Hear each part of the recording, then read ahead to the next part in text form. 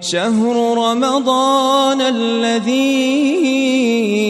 أنزل فيه القرآن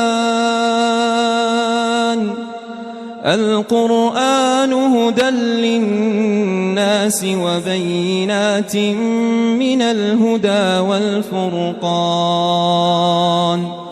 فمن شهد منكم الشهر فليصمه ومن كان مريضا أو على سفر فعدة من أيام أخر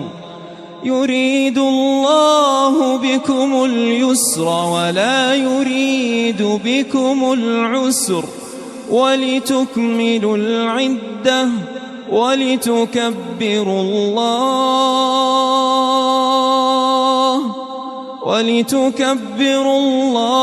على ما هداكم